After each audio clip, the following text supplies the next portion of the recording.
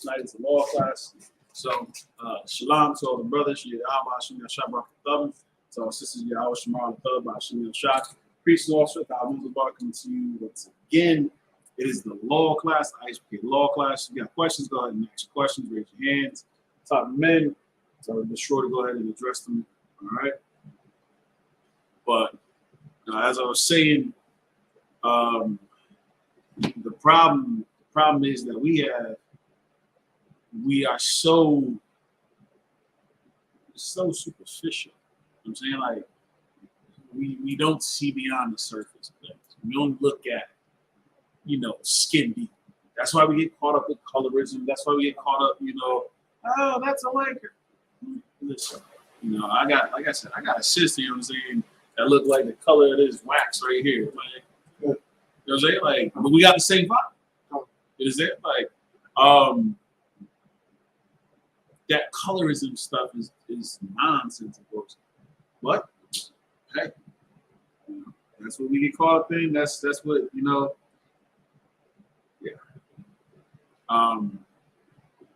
As I said, of course, tonight is the law class. Give you a minute to go ahead and ask what questions that you may have. Of course, though, type them in. Got questions in class. We'll start here with any questions that's maybe in the class.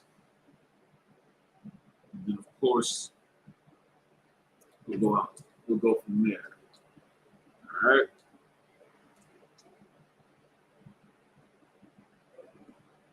What? Oh, it's like, matter of fact, let me get you set up. It's a lot.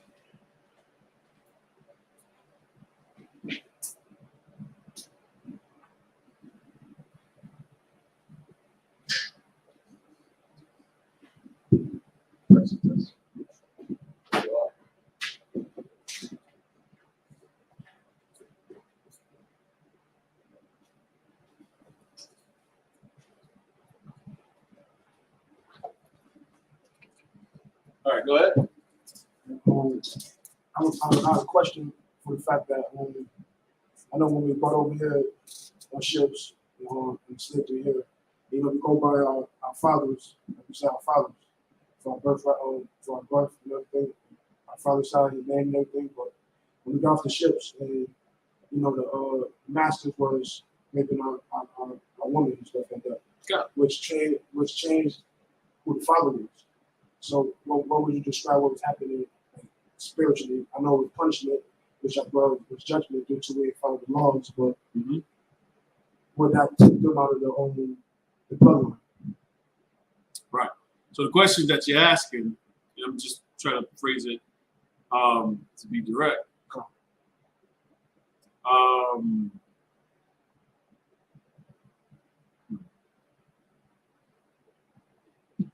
So to be direct, the brother was saying that's actually almost not exactly the piece I was headed towards, though, but something I was headed towards anyways with the captivity. I think it's Exodus 20 and something.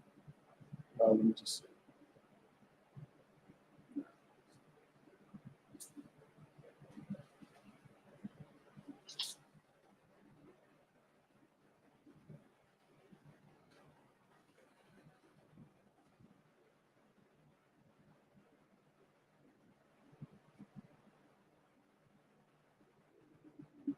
Exodus 21:16. So Exodus 21:16. It just says,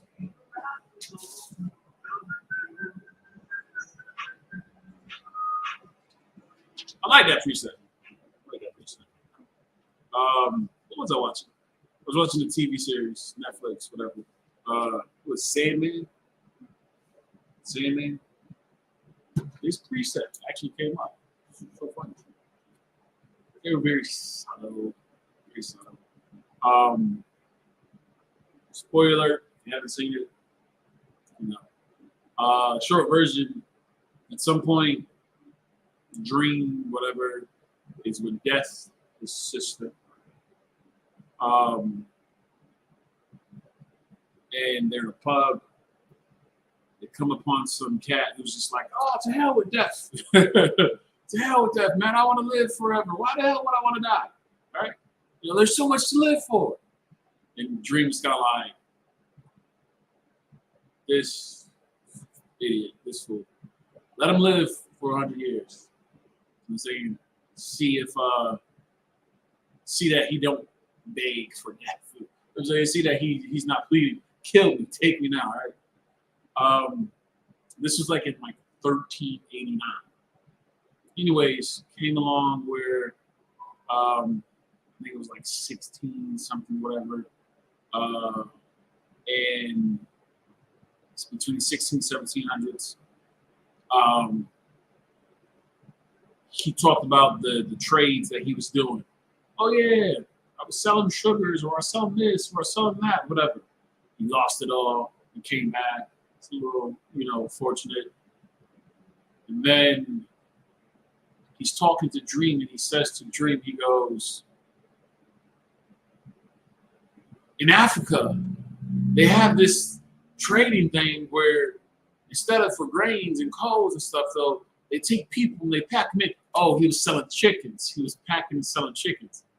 So he went from the chickens to packing humans. He goes, it's very lucrative, of course, though, and it's the way that they go about it, which is so amazing. Dream looked at him, he was just like, you should reconsider whatever. And the man was just like, you telling me that, whatever? He goes, you would take away from someone else which you would want for yourself. He was saying, just think about it. Which was kind of like, oh, wait. So I'm going to take somebody and I'm going to imprison them. But not too long ago, I was in a position in which that someone would imprison me. Dream just reminded him of it. He brought it back to his remembrance, like, remember about 200 years ago, before you were selling the chickens, or after he was selling chickens, he lost it all. He got captivity, whatever, it was horrible. He came back looking, like the vagabond he is. But nonetheless, Dream just reminded him, you're going to do something that you don't want imposed upon you. You're going to take away the freedoms. Now, what if I were to take away? He kind of thought about it, like, oh. But Exodus chapter, 21, verse 16? Go ahead. Exodus chapter 21 and 16. And he that stealeth a man and selleth him, or if he be found in his hand, he shall surely be put to death. Hey, Most High in Christ, sis. That's what's up. Hey, Shalom. It said that he that stealeth a man and selleth him, or if he be found in his hand, he shall surely be put to death, though. Well, here's the thing about it. Unfortunately, those captors who have taken us into captivity, right? And they have had, they have raped our women, right? And our women, they bore children. The scripture says that ye are the seed of your father, right? And there's another precept that says, prepare slaughter for the iniquities of thy father. Unfortunately, that child is not part of Israel. That child is not a part of the nation, right? So, with that being said, what would that conclude?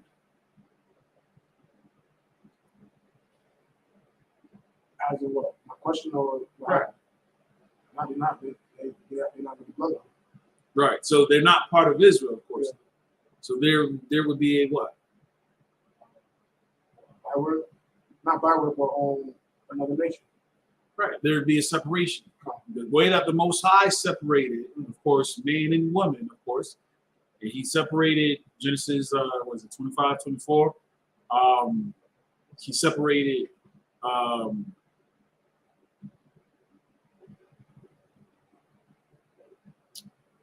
man, I had the name. What's the brother's name?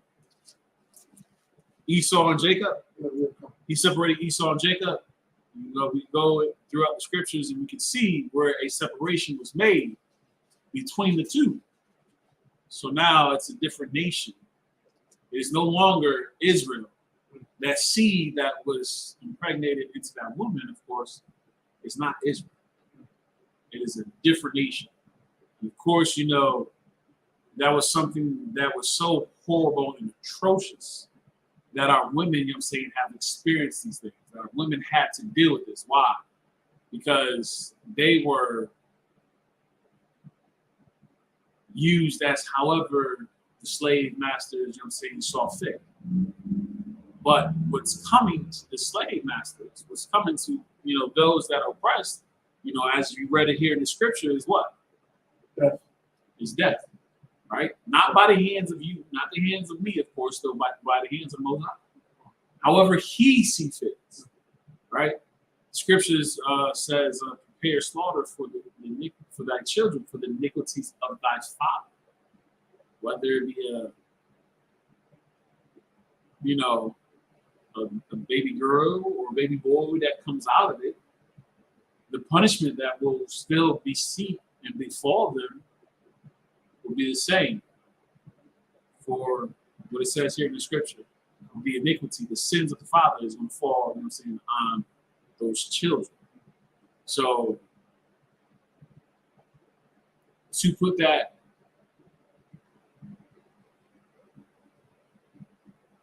go ahead.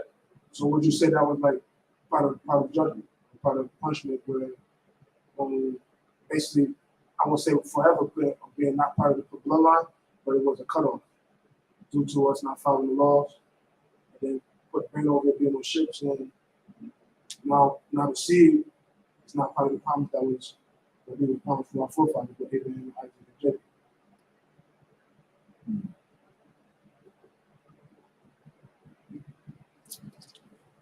So if I understand the question correctly, what you're asking is, was that part of punishment? As part of Obadiah. This is one of the things, this is where Obadiah is absolutely weak. Obadiah.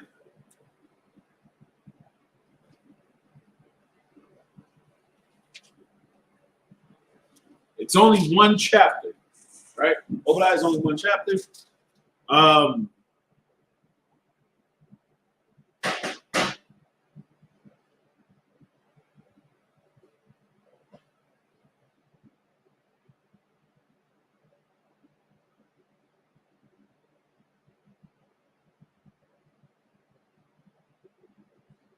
Start with Obadiah.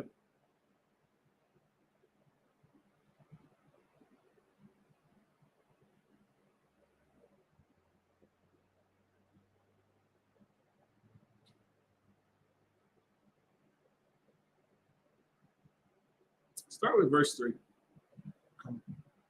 Obadiah 1, verse 3. The pride of thy heart hath deceived thee. Thou that dwellest in the clefts of the rock. Thou that what? Dwellest in the clefts of the rock. Listen, Esau is extremely proud, right? What is they? Oh, say, can you see? This is like, God damn. You know what I'm saying? They celebrate themselves for their achievements, which was brought forth by what? Evil. The scripture says, you know what I'm saying, woe unto them that build us a city upon iniquity, right? So just paraphrasing. Or it's like in blood or something of that nature. These cities that we are in right now, Syracuse, Rochester, Buffalo, Albany, I'm saying Chicago. I don't know if you saw it yesterday, you know, there was a explosion in one of the buildings, you know what I'm saying, in Illinois, whatever.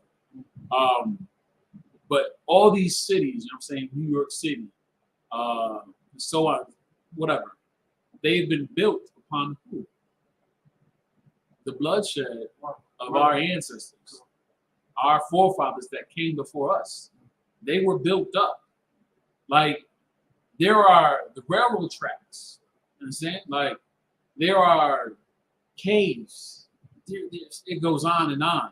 Historically speaking, we can show the history of this nation and how it was built. But what they only care to share, what they only care to highlight are the positives. Oh, well, look what we gave you. You guys have cars. You guys have inside toilets, right? Listen, you know, from my college days, of course, my studies, you know what I'm saying? Like, we focused on Philadelphia and how that city was built up. Ooh-wee. If you knew what these conditions were like, it was crazy. They used to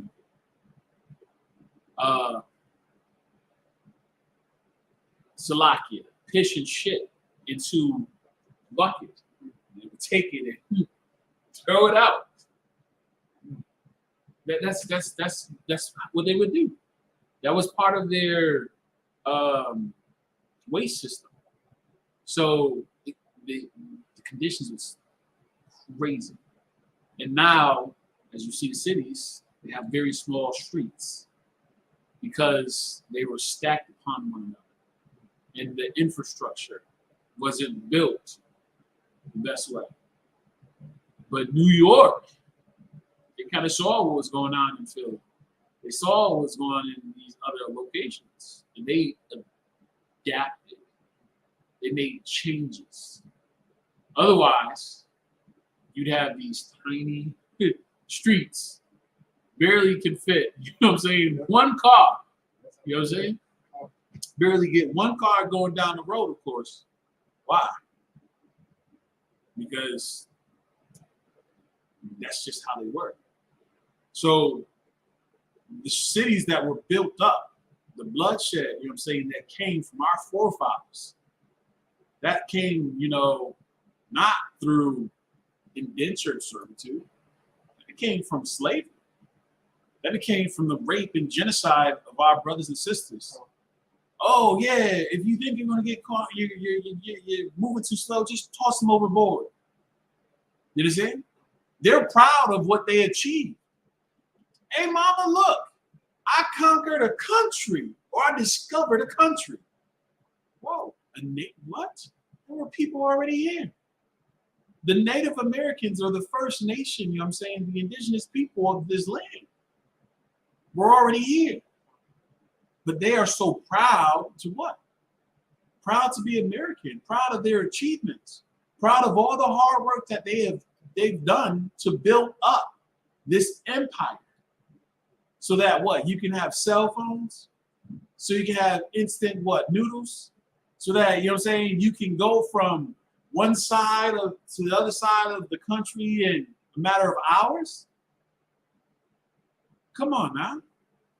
So that you can go into, you know what I'm saying, strip clubs and watch your sister, you know what I'm saying, take off her clothes to humiliate herself because she feels and she's been convinced that's the only way, you know what I'm saying, she can have a better life.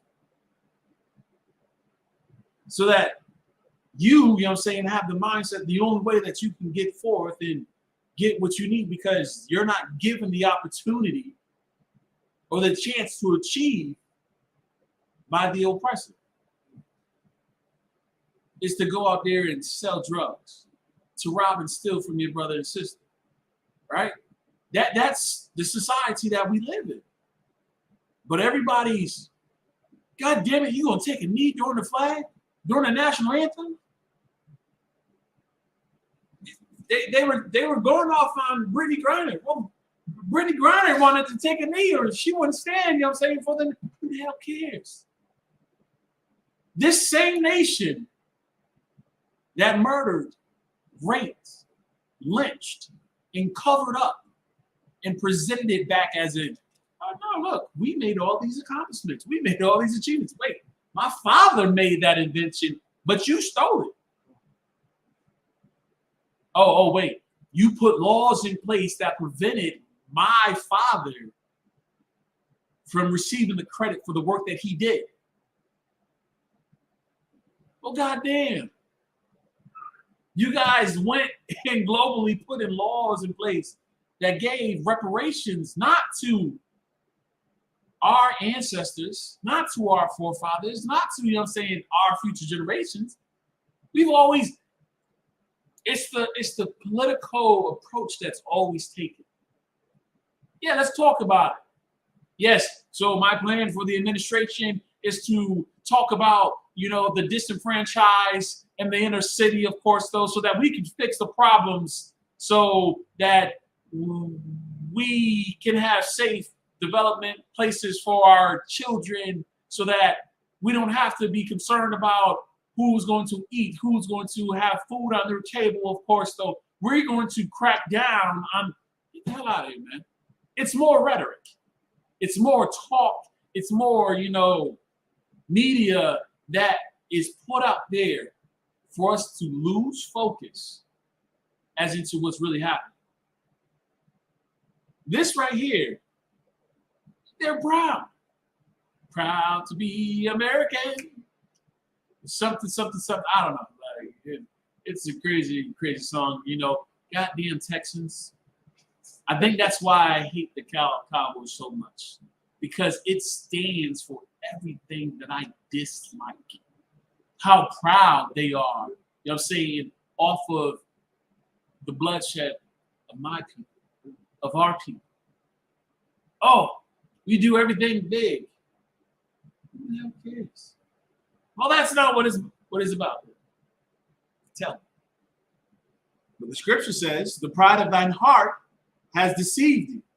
Keep reading. Thou that dwelleth in the clefts of the rock. Yeah. Y'all came from the rocks. You know what I'm saying? We know where y'all came from, the Caucasus Mountains. I kid you not.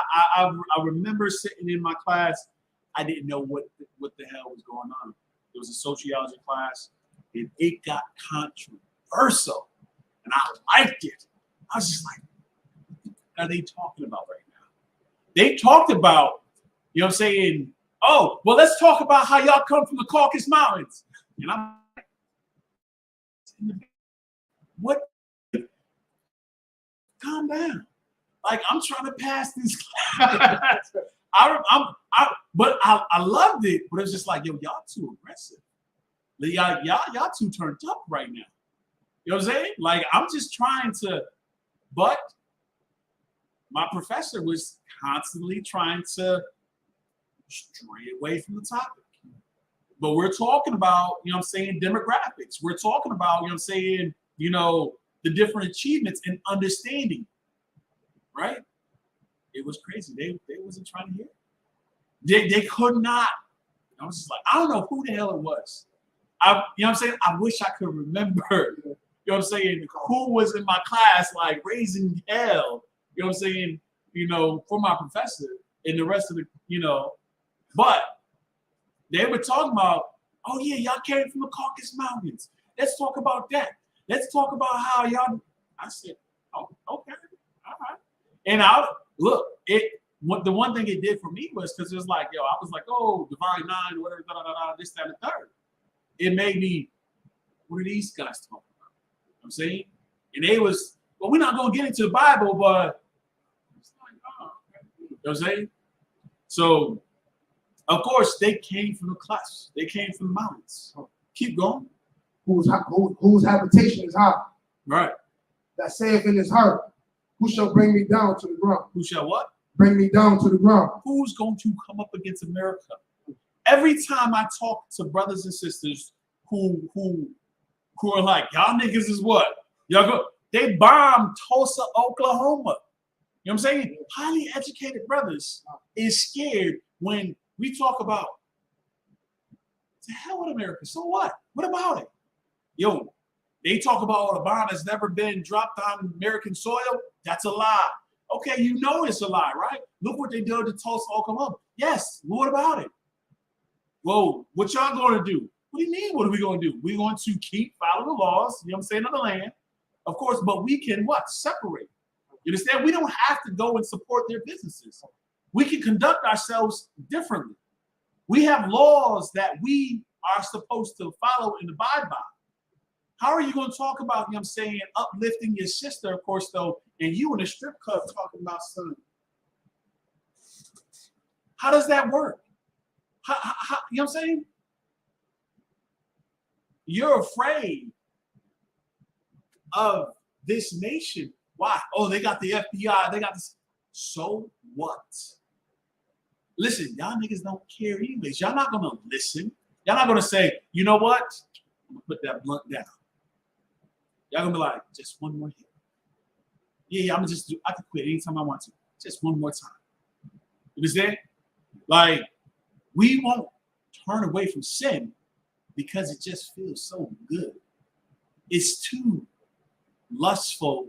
You know what I'm saying? Like that feeling of lust, that desire that pleases us. It's just way too what? Good. So guess what? We won't be able to rise up. You know what I'm saying? And when I talk about rise up, I'm not talking about, you know, Marcus Garvey with his name. I'm not talking about two-side overture either. I'm not talking about, hey, grab the swords, you know what I'm saying, the cats and theirs. No, that's what I'm not talking about. I'm literally talking about, you know what I'm saying, for us to come up out of the state in which that we are dead. You know what I'm saying? We're dry bones, you know what I'm saying, that's been completely destroyed. The problem that our oppressor has is, who's going to take them down? Right now, what are you hearing? Rumors of wars. What do you got? Taiwan and China. And what did good old Joe Biden say? If China invades Taiwan, we will defend Taiwan. Ooh, that sounds like a what? War. That sounds like a what? War. That sounds like a war to me. Wait, y'all gonna war on two fronts? Whoa, whoa, whoa. Doesn't it sound familiar? War 1812? I'm just saying, y'all gonna fight a war on two fronts? Let's be serious. Because regardless of what the Ukraine and the Russians are dealing with and going through, they're not gonna turn and face towards what? China and Taiwan and what they got going on. You gonna split? So what? Taiwan going now, oh y'all? You think their analysts don't know that? Recognize, you know what I'm saying, what's going on? They sit there projecting they calculating whatever. But what? America is so proud. It's like, who's going to stop us? It's the #1 power on the earth. They got these missiles, you know what I'm saying, that, oh yeah, boom, space stations, whatever. Who's going to bring them down? That's how they feel. Keep reading.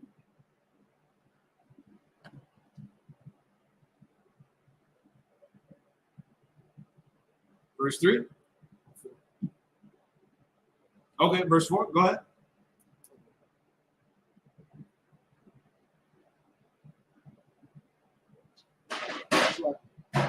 Obadiah.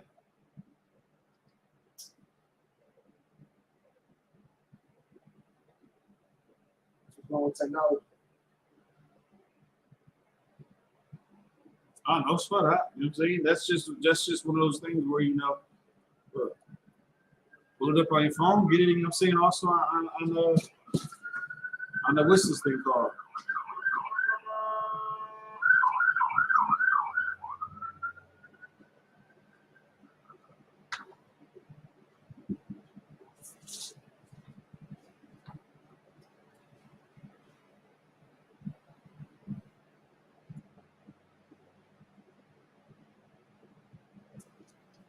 It's right after Amos, just before Jonah.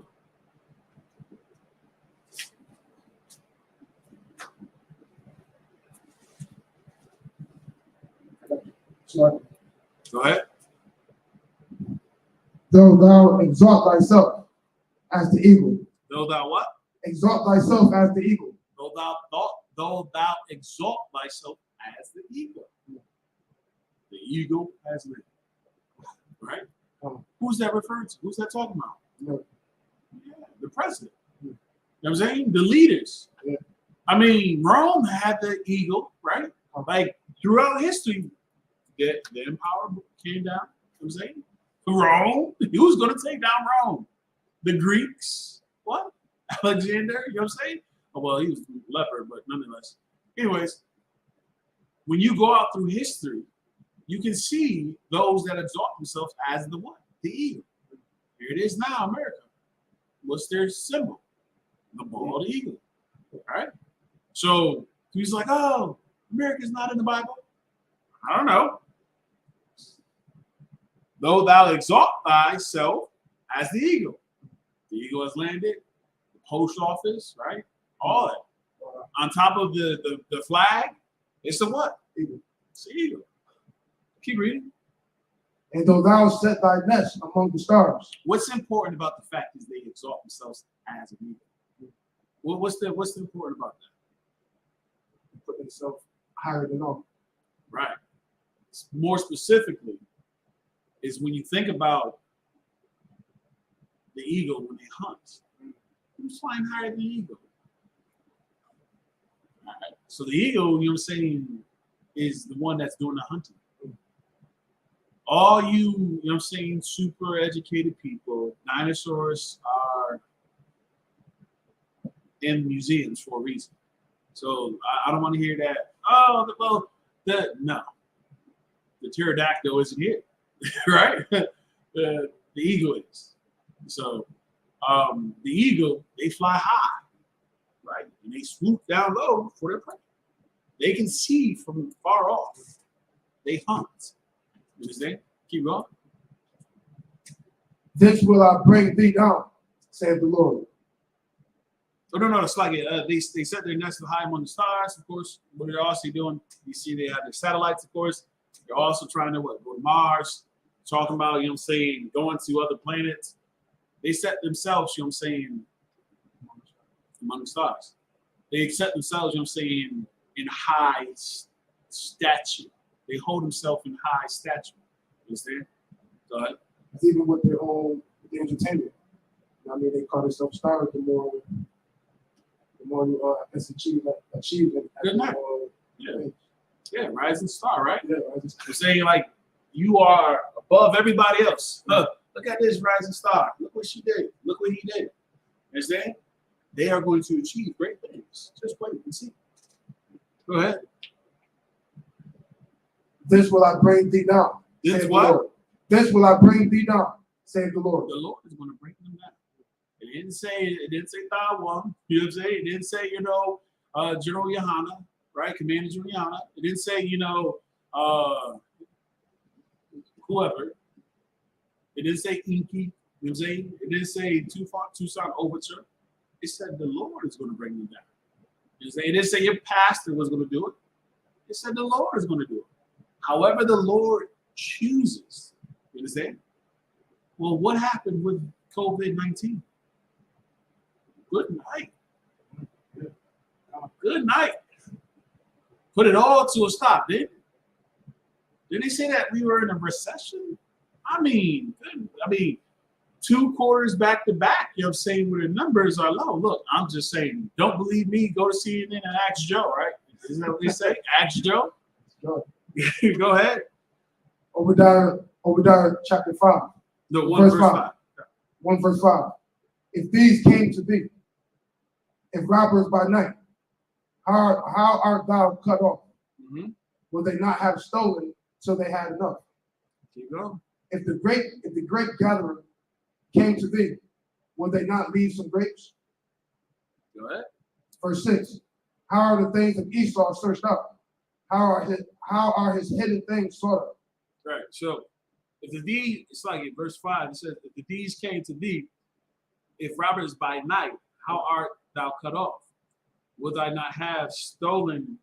Would they not have stolen till they had enough? If the grape gatherers came to thee, would they have not leave some grapes? Look, Esau has done more than what it should. They didn't take what they needed. They did more than what they needed. It took, you know what I'm saying? Look, you only needed, you know what I'm saying, 1 cup. You took 10 cups. You only needed 1 cup. You're like, why? What was it necessary for? Would you not leave some for those, you know what I'm saying, who don't have? No? You got to have it all, don't you? Right. Drop down to verse 9. Obadiah 1. Actually, drop down. Go ahead. Yeah, no, go ahead. Verse 9. Verse 9. Obadiah 1, verse 9. And thy mighty men of Teman. And that mighty what? Mighty men of Teman. I like this precept. I like this one. I mean, you know, not just because it's talking about variety of burgers and whoever else, you know what I'm saying? Like, who? Germans. You know, yeah, Germans. Let's go. Oh, thy mighty men, O team, shall be what? Dismayed. Uh-huh. To the end that every one of the mount of Esau. That what? Every one of the mount of Esau. That what? Every one of the mount of Esau. Every may be cut. one of the mount of Esau. They were in the clefts of the mountains. They were in the clefts of the mountains, right? That's where they dwelt. That's where they hung out. That's where they procreated with one another, of course, though. And they went about. And now, they're spread out throughout the earth. You know what I'm saying? We can break down the whole empires, of course, that they have set up and established, right? We'll talk about the different crowns and horns and everything else. We can break all that down. We'll do that class one day. And with that being said, so what? You guys cover the face of the earth. But what did it say? May be cut off. Maybe what? Cut off. How? By slaughter.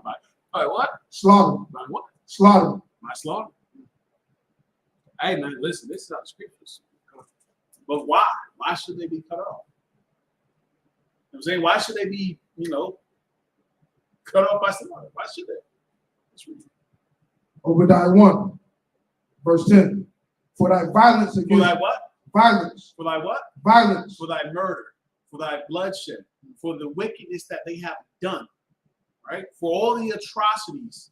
For the Trayvon Martin. For the Emmett Till. You understand? Like, you can go on and on about there was servitude that we were supposed to go into. We were supposed to, I'm going to use Esau. I'm going to use Esau to correct you. But guess what happened? We went beyond. You understand?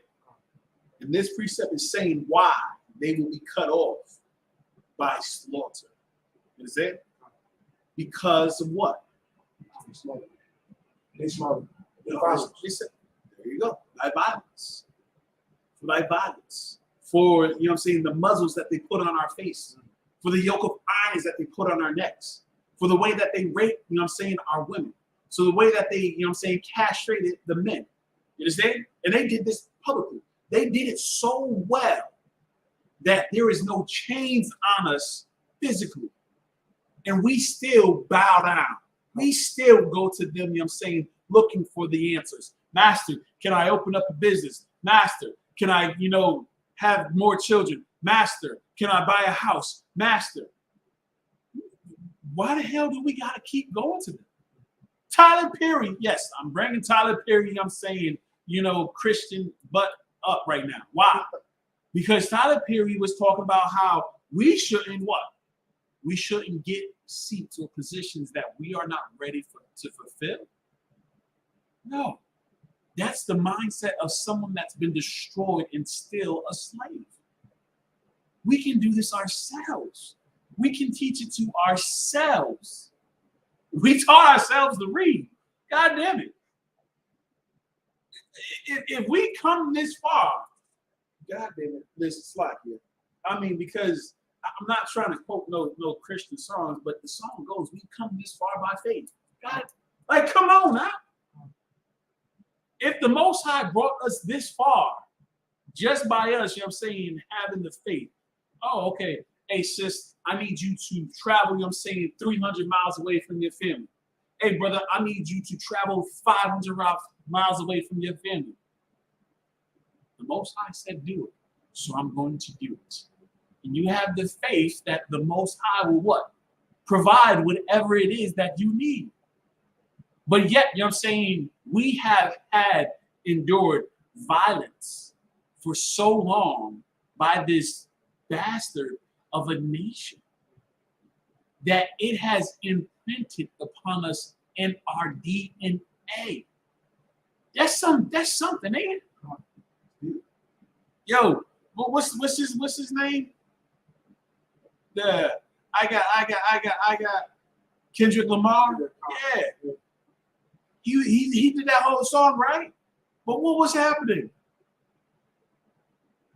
Generations upon generations, there are genetic markers coded for depression.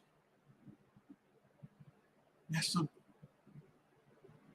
That I wasn't supposed to go that far. You were only supposed to, you know what I'm saying? It's one of those, we're going to teach him a lesson. All right, guys. Well, he keeps looking at me. Okay. Boys, let's get him. Put him in, you know what I'm saying, shackles with everything else, though. Put him in the bag, punch him, beat him, whatever, throw him in the closet. I just wanted you guys to scare him. I didn't want you to kill him.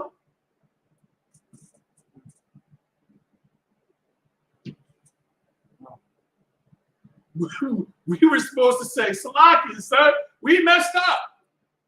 But guess what? Esau went so far that we forgot to say Salaki, sir, that we're now just like, yes, master. I'm not saying Salaki to the Most High, but we're saying Salaki to Esau. They went above and beyond. What do they say? Above and beyond the call of duty?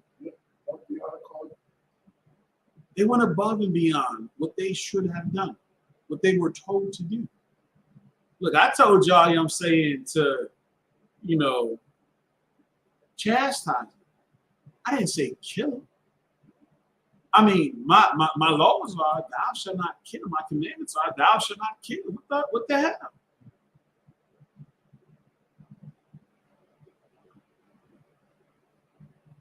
Go ahead. For thy violence against thy brother, Jacob. Who? Jacob. Who? Jacob. That sounds like us, man. The 12 tribes of Israel. Is there the violence that was done against us? Go ahead. Shame shall cover thee, and thou shalt be cut off forever. This is why they do not want us to teach our history in the schools. Because what? More mass shootings, like going, bruh. I don't want to hear that nonsense, man. This whole, y'all did it. Y'all did it. Y'all did the, y'all did the crime. Look, y'all wasn't sorry about it. It wasn't a mistake. It wasn't like, oh, I accidentally, you know what I'm saying, just dropped a nuclear bomb, you know. Like, oh, I slipped. Oh, I pressed the button. You know, Israel is, you know what I'm saying, destroyed. Oh, the blacks, you know what I'm saying, and the Latinos, you know what I'm saying, they were shipped across the globe. Oh, my bad. It wasn't something like that. You know, they went and strategically implemented ways, you know what I'm saying, to destroy us. And they've succeeded in doing just that. But there's going to be punishment that's going to come from it. You're saying, like, they're going to have to pay. Like, okay, so what? People can be slaves. There's indentured servitude. But this right here was not what the Most High called for. Was not what the Most High, you know what I'm saying, was like, yeah, go ahead and do it. No. This is above and beyond what they were expected to do. Understand? Go ahead. I mean, do you have anything else in regards to the question? You had it on the nose. It's like, go ahead. Obadiah 1. Oh, no. That's it. I mean, if there's any other questions, you know what I'm saying, you know, definitely go ahead and ask your questions, of course. You know, 'cause I was first I was wondering if it was something like how they would work with the Pharaoh, right? Say that again. With the Pharaoh in Exodus. You know, when you heard of the Pharaoh's heart to go after the Israelites when they was going through when they came out of Egypt. It was for When we were coming out of Egypt. Exodus 14, chapter 14, verse 8. Okay, what's the question? Now I was saying was the son to it, like, because here it said he hardened the Pharaoh's heart so that he could go after it. So when he went after the children of Israel, they were able to see it because you go down to Exodus 15 and 31. Well, go ahead with 14 and 8. Go ahead and read 14 and 8. Exodus chapter 14, verse 8. Saying the Lord hardened the heart of Pharaoh, king of Egypt, and he pursued after the children of Israel. And the children of Israel went out with the high hand. Now, come on.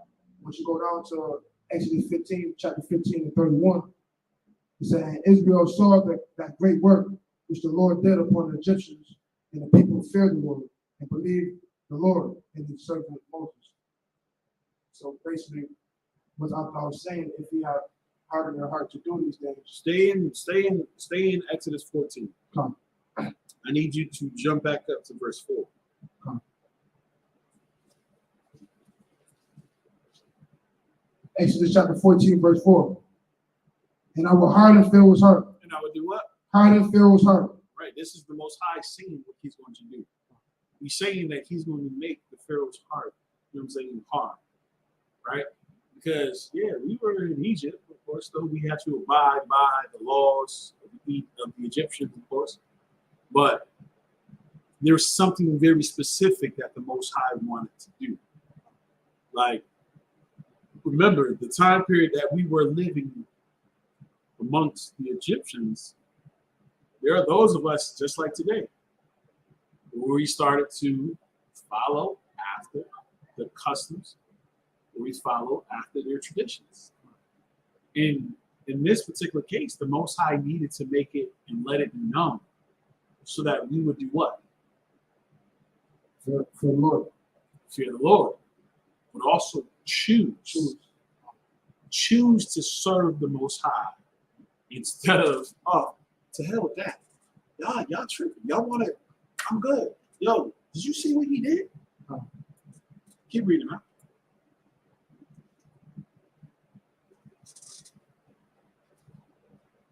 He will harden the Pharaoh's heart, and he shall follow after. That he shall follow. That he shall follow. That he shall follow after them. Keep reading. And I will be honored upon Pharaoh and upon all his hosts, that the Egyptians may know that I am the Lord. That what? That I am the Lord. That who? That I am the Lord. That the Egyptians may know. You understand? I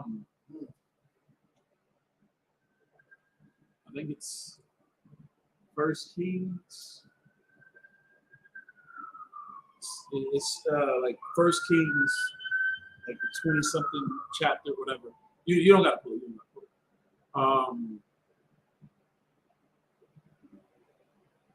I cannot, off the top of my head, I cannot recall.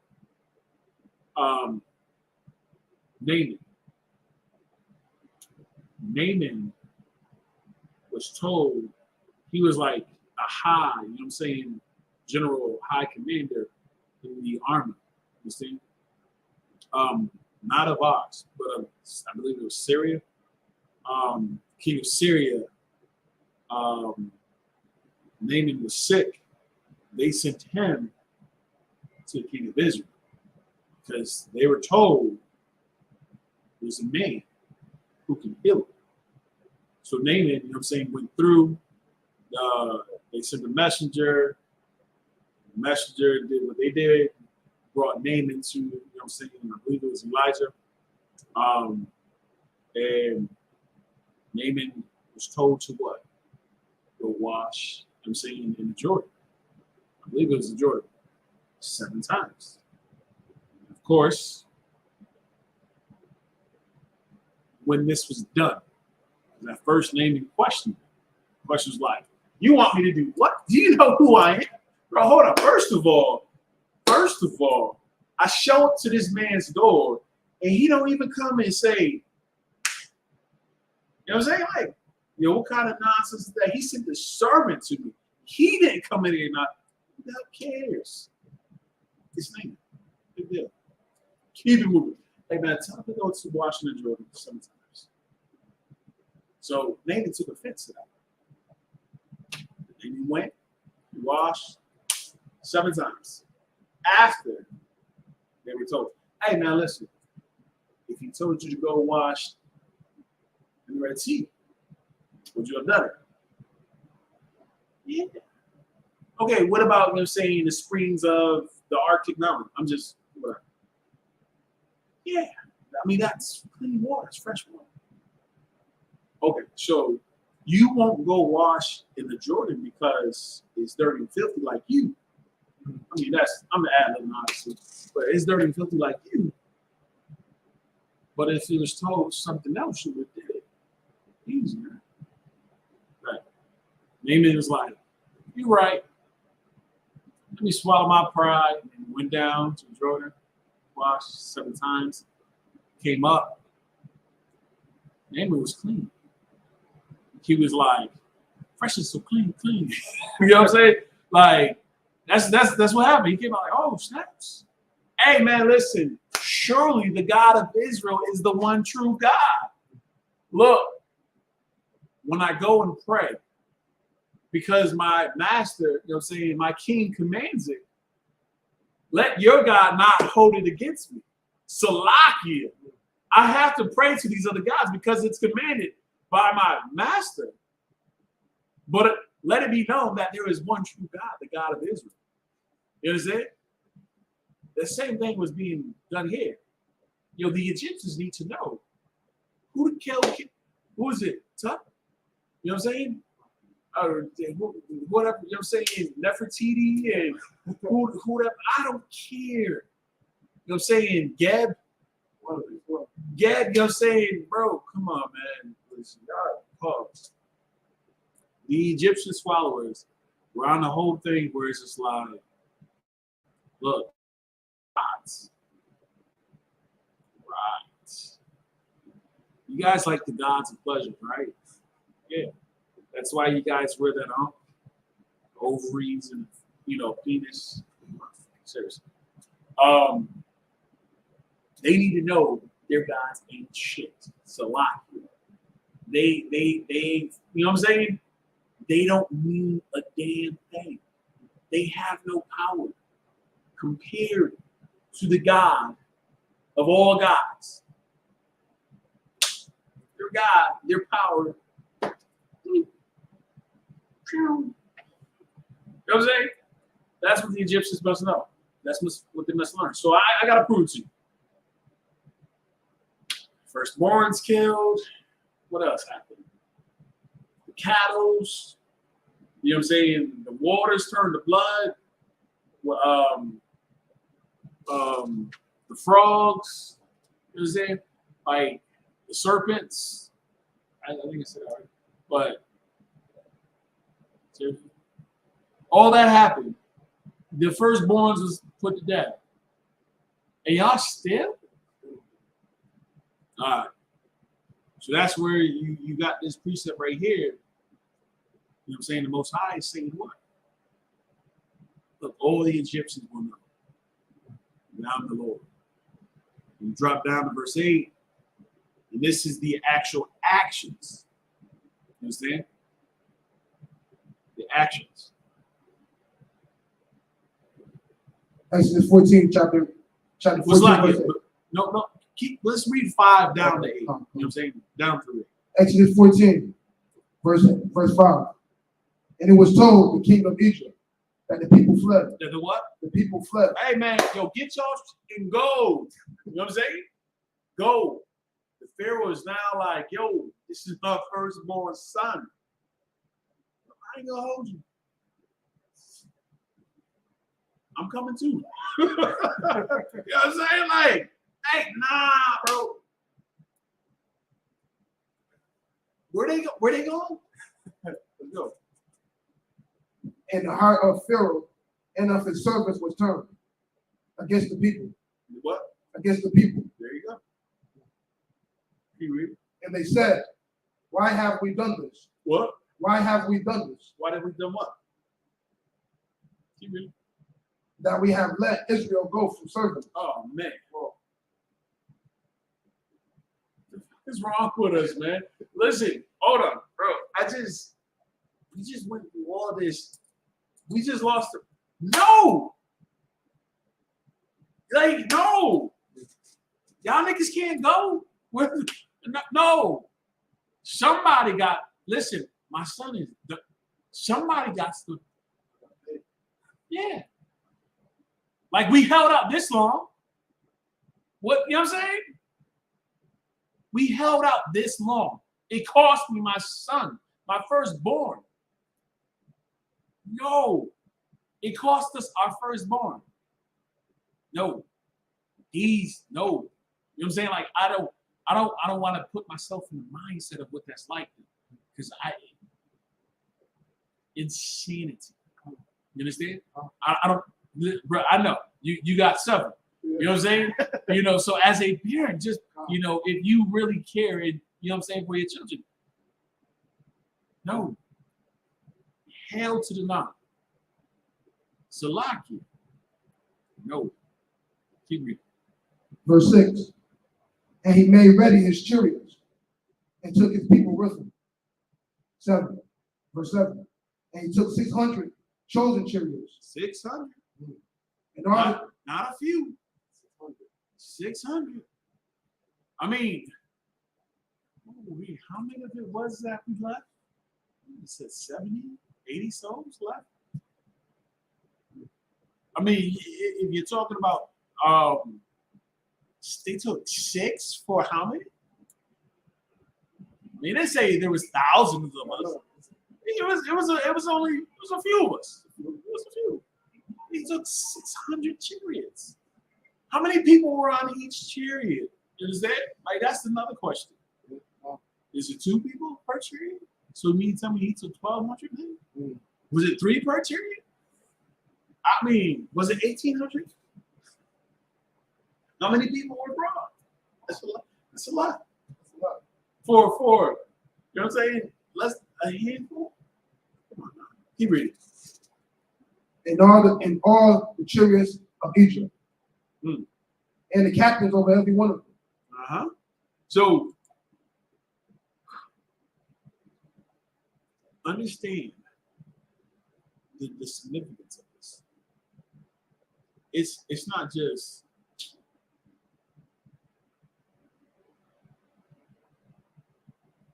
the captains. You know what I'm saying? It went all the way up to the captains. You go. Verse 8. And the Lord hardened the heart of Pharaoh, king of Egypt. And he pursued after the children of Israel. What? Pursued after the children of Israel. So this here is like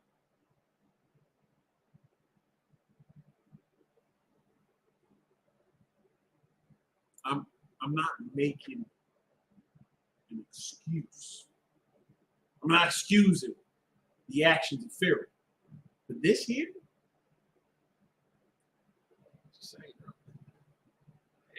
that's a little understandable. Just, you know what? Hey man, listen, you didn't want to listen when God was just like, you know, our God said, let us go.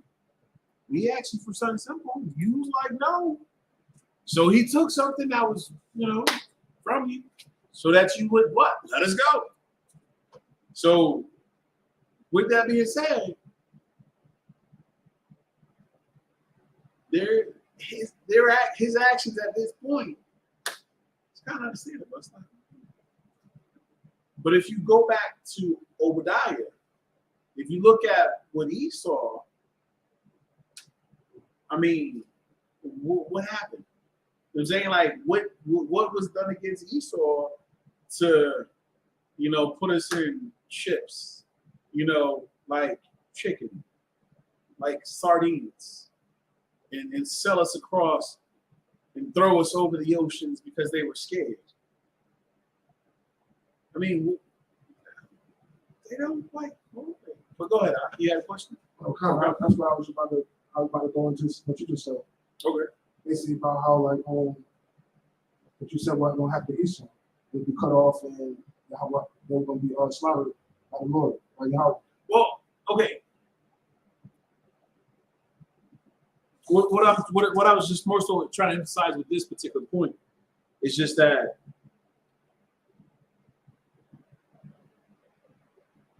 it's a little more understanding that the Pharaoh would come after because of the relationship. You understand? Esau, on the other hand, these bastards, yeah, like this is like, so y'all just got this idea that y'all should take people from the land and take them somewhere else. But here's a question. Why did they not take them back to their home? You know what I'm saying? Why did they take them back to their home?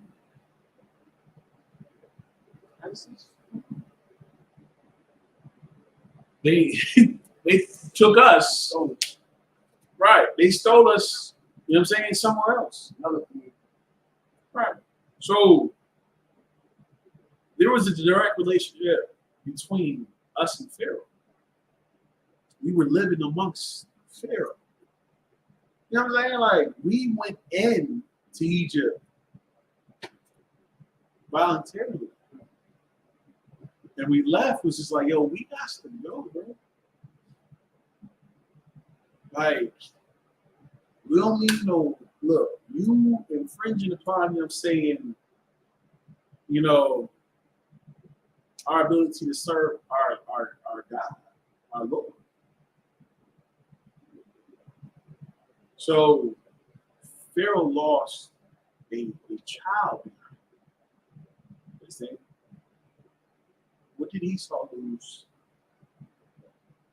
for them to put us into the cages, into the bottom of the ships? What did they lose?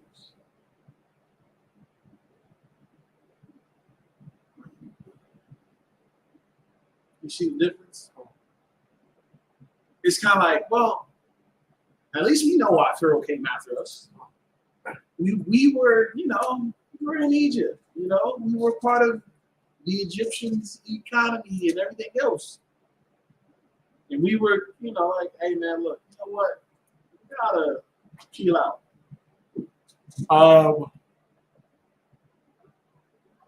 But Esau, nah, there was nothing between the two of us. There was no, I guess, cause and effect. I mean, somebody correct me, I'm saying, if I'm speaking ill of history, though, but if we're following history, come on now. So when we read the scriptures, we follow this. Esau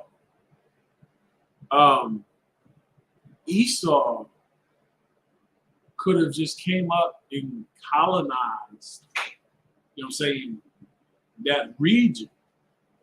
They could have colonized, that region, of course. And by doing so, they could have done it in a way that they could have done it in a way in which that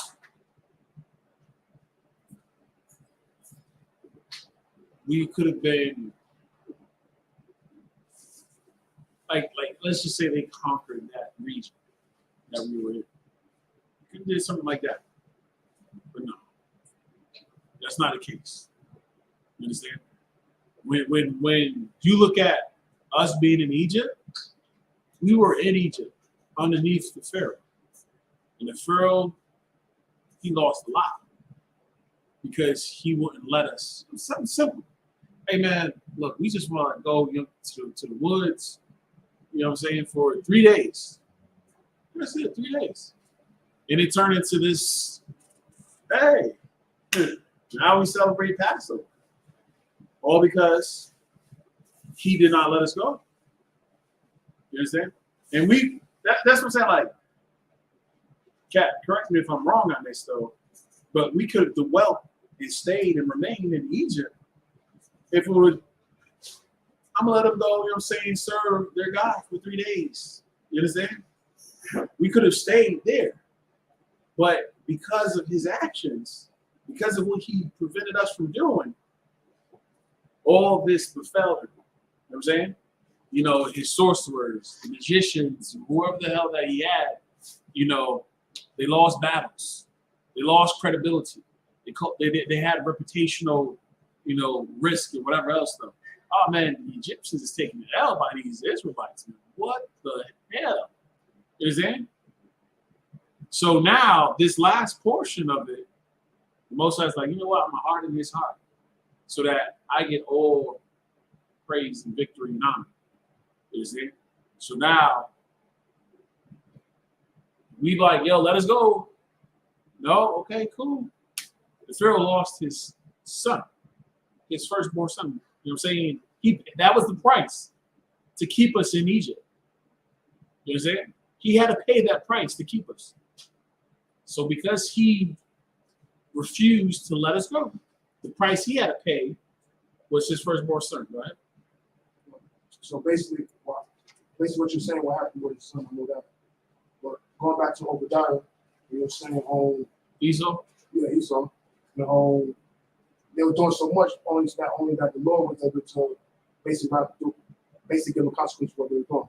Yeah, the Most High is going to bring justice. That's why I'm about to say. That's why what happened with Pharaoh, because he wasn't. It's only something that Yahweh was able to do.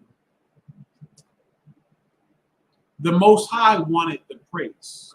The Most High wanted the recognition for it. You understand? Everybody needs to acknowledge. Like, we were in Egypt. But the thing is that we were serving the gods of Egypt as well. When we went into the wilderness, it's like, yo, this is an impossible situation. You understand? How are we going to get out of this? And guess what? The firstborn of everyone that did not have that mark upon the door was put to death. That's it. That's amazing power. You understand? That's amazing power. Imagine if that happened today. You know what I'm saying? Like, if you woke up tomorrow after receiving the order tonight, put this upon your doorpost, right? Israel do that. And those that did not do it, newsflash, world panic, firstborn across the globe, dead. You'd be like, what? You'd be bugging the hell out, right? Like, what can do that? They're saying, like, what can cause the firstborn globally just to be put to death like that? That's specific. Scientists are going to be in there like, oh, it has to be a genetic. It has to be, it's the Zika, influx. Oh no, it's monkeypox involved with the COVID-19. You understand? They won't have an explanation. They'll be completely confounded. And they'll be like, whoa, well, your firstborn wasn't affected, and his firstborn wasn't affected, and my firstborn wasn't affected. Oh, why? Why was their firstborn untouched? You know what I'm saying? Like, the world would be perplexed by that. So at this particular time, for this to happen in Egypt, whoa. This isn't the doing of the gods of the Egypts, because the Egyptians got, you know what I'm saying? The Egyptians were the ones being put to death. oh shit, the Israelites, their children is still alive. Yo, get these niggas out of here. They gotta go. Y'all gotta get them. Go. And of course, Pharaoh's mourning after the shock kicks in. And his generals and the armies and the families are coming to him, talking to him like, yo, we can't let this slide. Yo, we gotta do something. Yo, Pharaoh, your heir is gone. What? Your heir is gone. Your seed is dead. His rib is in the background. You know what I'm saying?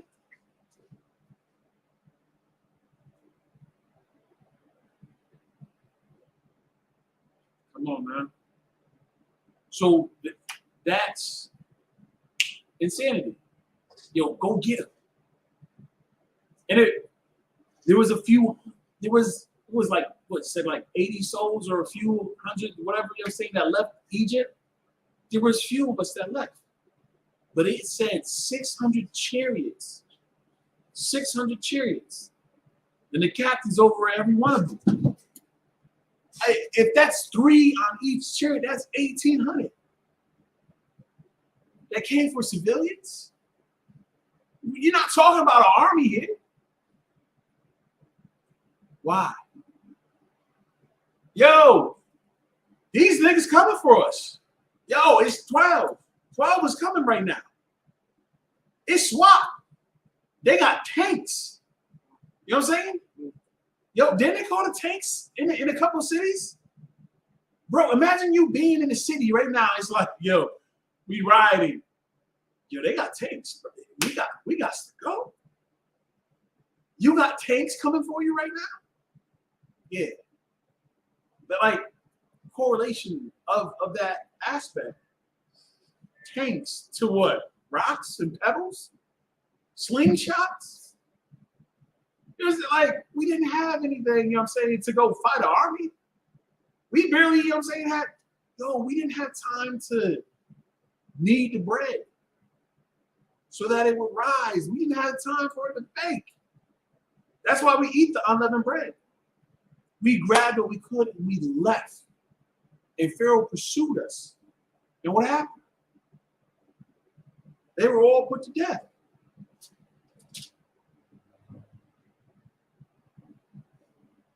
If you drop down to verse 13, in fact, jump up to verse 12. Drop down to verse 12. Exodus chapter 14, verse 12. Is not this the word that we did tell thee in Egypt? Whoa, yo, Moses, we told you, man. Like, these niggas come for us. Like, come on. I'm not trying to die. You took us out of Egypt for we to die in the wilderness. You go. Saying, let us alone. What? Let us alone. Go ahead. That we may serve the Egyptians. That we what? That we may serve the Egyptians. That sounds like so many of us today, man. Let us serve the Egyptians, man. Let us serve Esau. I'm going to go. God damn it. How can you be a Native American or indigenous person and be serving in the army? You have to be completely destroyed. Completely destroyed. You're going to take arms. What do you want to do? You want to gain rank, move up to the top, you know what I'm saying, so that you can bring more of your peoples in? You what? Oh, well, see, what I can do is I can take these guns to the reservation. Shut up. You're gonna beat him with his own. Shut up. Keep reading, right? For it had been better for us to serve the Egyptians. For what? For it had been better for us to serve the Egyptians. Go ahead. Than that we should die in the wilderness. 13. And Moses said unto the people, fear ye not. What? Fear ye not. Go ahead. Stand still and see the salvation of the Lord, right. which he will shew to you today. For the Egyptians whom ye have seen today, ye shall see them again no more. Drop down. Forever. Right. So the Egyptians Moses is like, yo, you see these Egyptians that's coming for us? Don't worry about it. I ain't gonna hold you. I'm like, hey, yo, Cap, man. Yo, Cap, there's like 1,000, you know what I'm saying, of them coming behind us right now. Like, what's up? He Cap like, don't worry about it. Like, but Cap, it's like 1,000 sirens, you know what I'm saying, like coming for us right now. Now, chill. It's not bad. Don't worry about it. I mean, so what are we gonna do? Where are we gonna go? We're just gonna drive. Right. Okay. Oh, all right. If you say so, sir. You know what I'm saying? Like, there's 1,000 cop cars, you know what I'm saying? That's, this I'm just like, go ahead.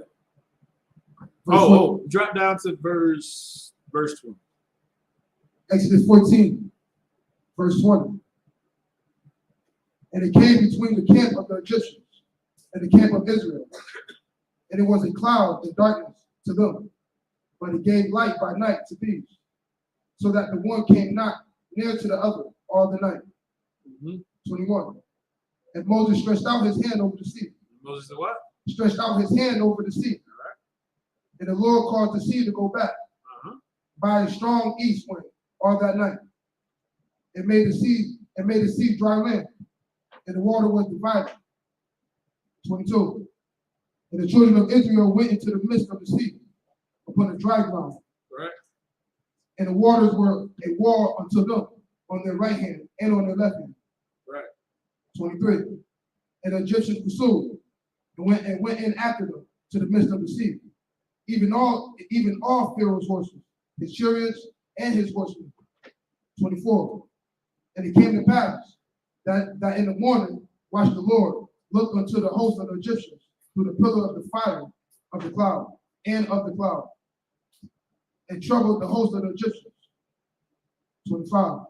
And took off their chariot wheels, that they drave them heavily. So that the Egyptians said, let us flee from the face of Israel. For the Lord fighteth for them against the Egyptians. Wait. Say that part again. For the Lord fighteth for them against the Egyptians. No. So the Egyptians said what? Let us flee from the face of Israel. So the Egyptians said what? Let us flee from the face of Israel.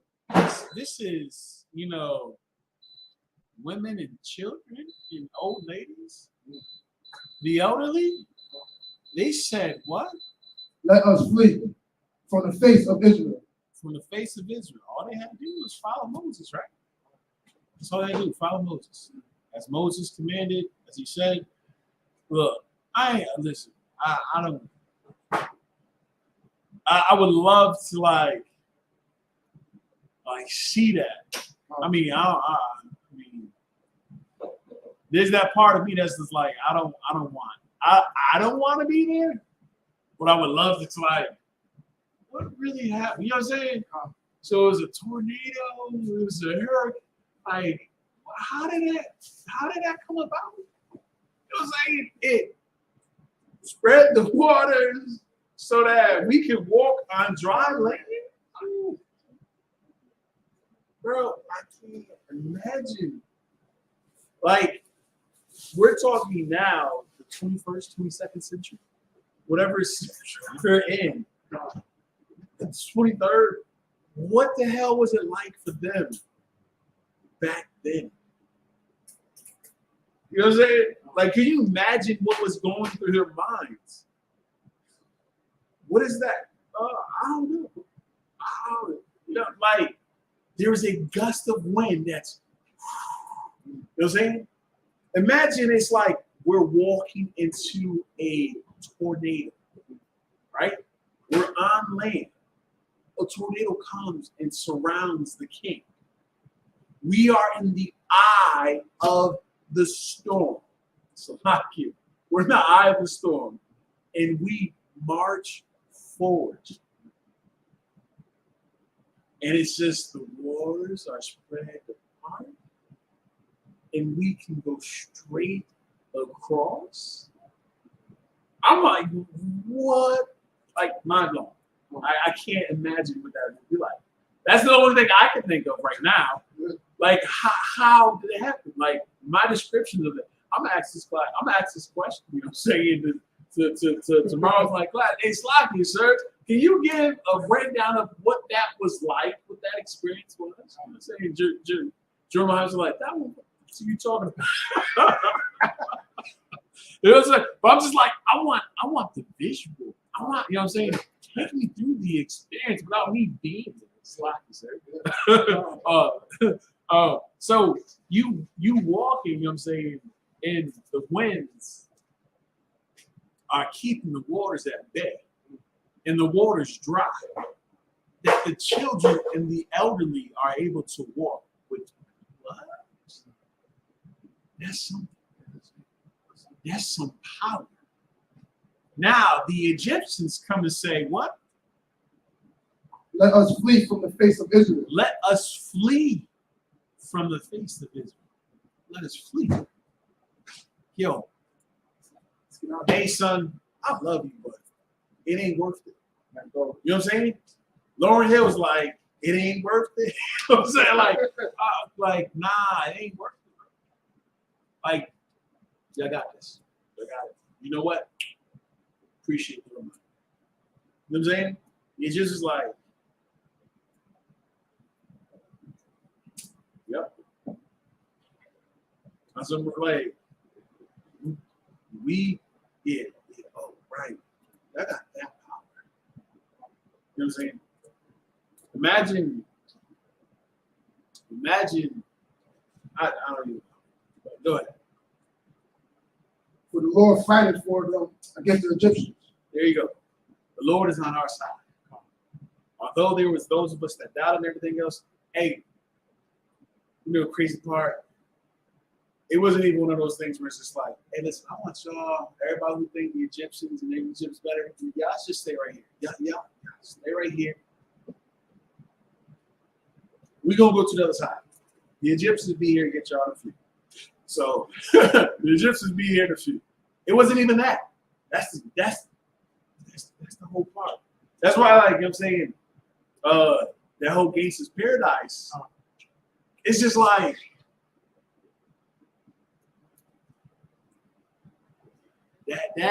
yo, there's something to that. I'm gonna reach out, you know what I'm saying, Captain Kandazai, you know what I'm saying, Captain Taiwo. Hey, Slocky, sir, yo, what you think about that Gangsta Paradise, sir? So Slocky. You know what I'm saying? You know what? Listen to it. We're like, listen to what he's saying. That's our lives, man. You know what I'm saying? We're marching and everything. You know, the tribe, you know what I'm saying? Those that support struggle, this constant temptation for us to, and you know what, I'm gonna use this to transition right into, you know, my topic, of course. If you don't have any more questions, if you do, you know what I'm saying, you know, we'll try to hold that for later. But we're all tested. You know what I'm saying? We're all tempted. We got to understand that there are those who, like, we all have struggles. You know what I'm saying? There are us that's here in One West. You know what I'm saying? I.S.U.P.K. And there are those that are in the world. They're being tested. We're being tested. We go through the same struggles, the same challenges. You understand? There are those that was with these brothers and sisters who were doubting. Just like with Peter. Matter of fact,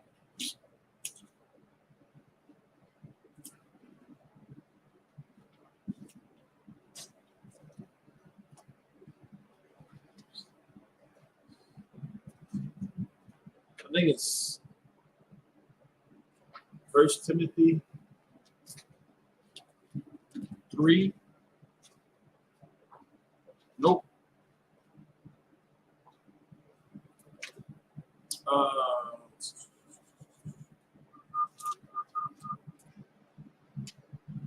First Peter.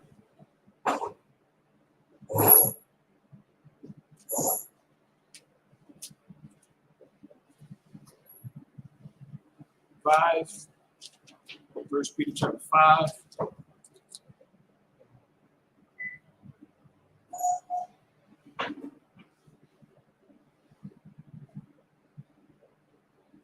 1 Peter chapter 5, verse 9.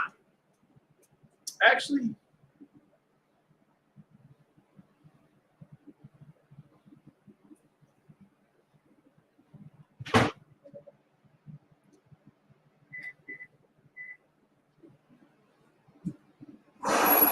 start at verse 6.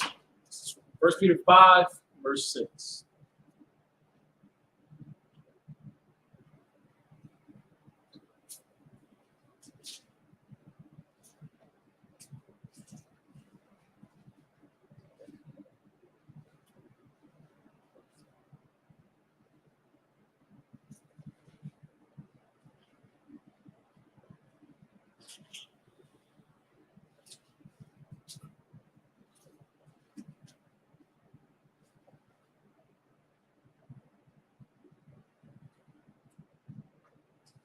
Go ahead.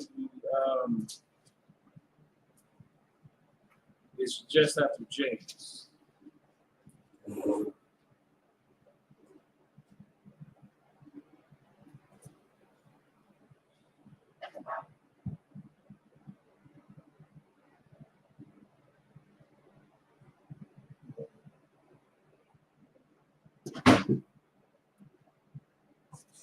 In this book, in this Bible, it's like page 1870. 5 and 6.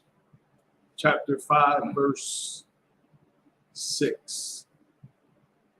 1 Peter chapter 5, verse 6. Humble yourselves, therefore, under the mighty hand of Yahweh, of God. You can say power. The power, that he may exalt you in due time. Right. So humble yourself. You understand? Like, there are those of us who like to praise ourselves, recognize let the Most High praise. You know what I'm saying? Let those around you praise you and exalt you for what you do. Go ahead. Verse 7. Casting all your care upon him, for he cares for you. Verse 8. Be sober, be sober, be vigilant, because your adversary, the devil. Right. So we have to be sober, right? How can you lead, you know what I'm saying, if you are not sober-minded? It's difficult, you know what I'm saying, when you're not thinking clearly, right? Your adversary is who? The devil. The devil. He's saying those that seek to deceive you, those that seek to destroy you. That's your adversary, right? This is who you're fighting against. The devil's job is to what? To deceive you. Go ahead. So be sober, be vigilant, because your adversary, the devil. Your adversary. Adversary is the devil. Go ahead. As a roaring lion, walking about, yeah, seeking whom he may devour. Verse 9. Who resist steadfast in the faith. And who what? Who resist steadfast in the faith. Right. Knowing that the same afflictions are accomplished in your brethren that are in the world. Verse 10. But the Most High, but the power of all grace, who have called us unto his eternal glory. No. Read that 9 again. Verse 9. Whom resist steadfast in the faith, knowing that the same afflictions are accomplished in your brethren that are in the world. Say that one more time. The last part. Knowing that the same afflictions are accomplished. Knowing that the same affliction. Your adversary, you know what I'm saying? Don't look at it as your brother's your adversary. The devil is your adversary. You understand? Those of us, you know what I'm saying, who are in the truth, right? Those of us who know the law, statutes, commandments, you know what I'm saying, you are to what? Be steadfast. Because the devil is trying to what? Destroy you.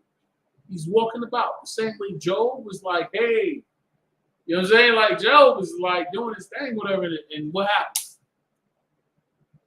Satan's walking about. What's up, man?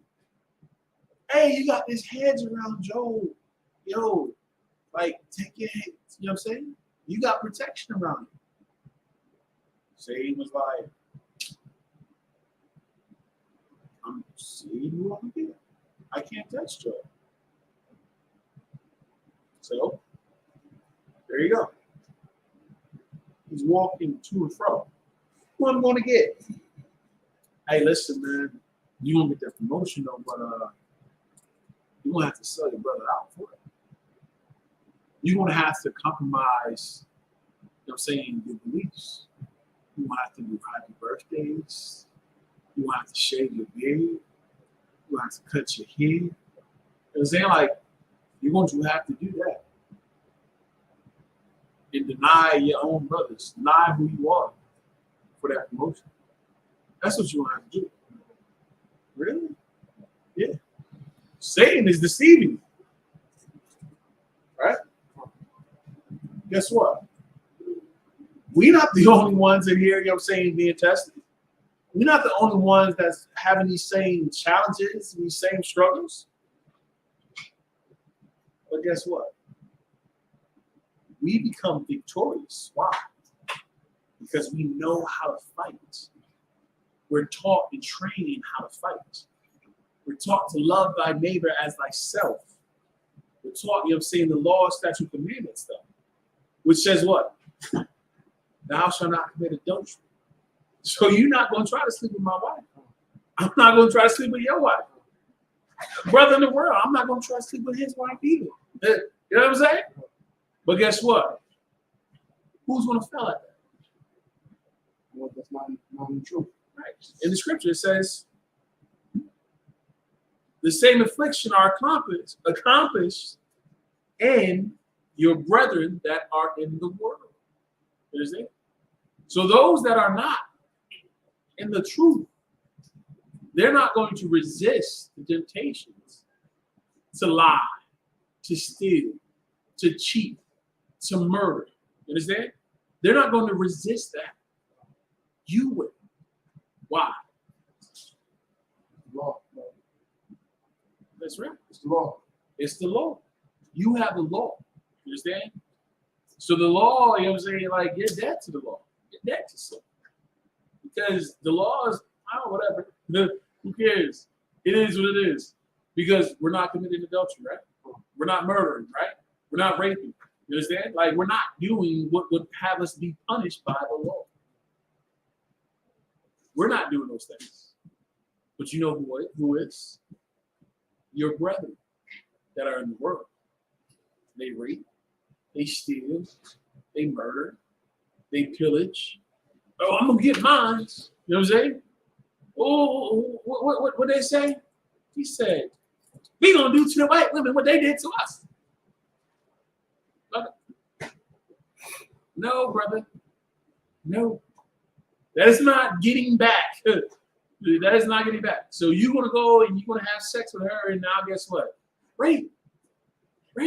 You know what I'm saying? Like, that is what is going to come of you having sex with this lady.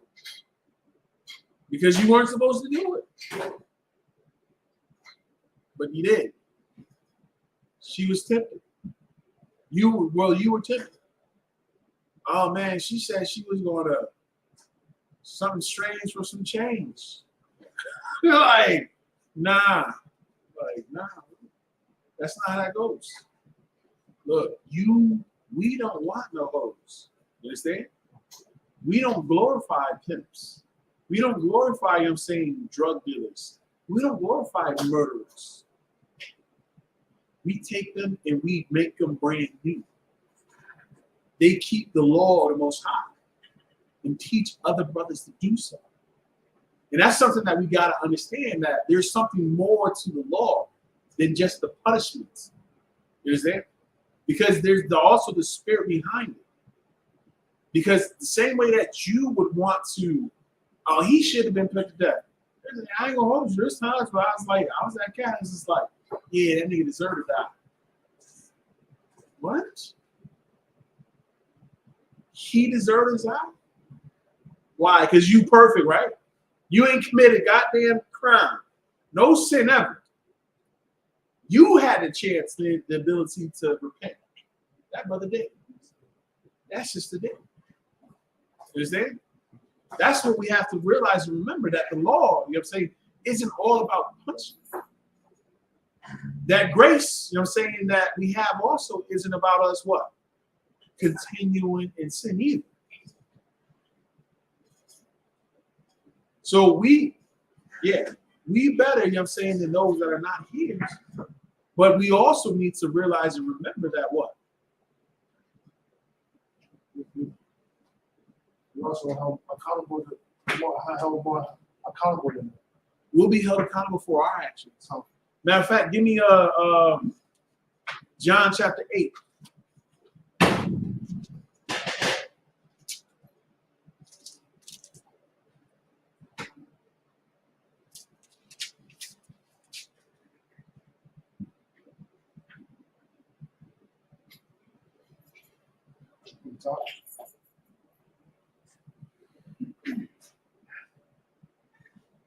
Start at verse 4.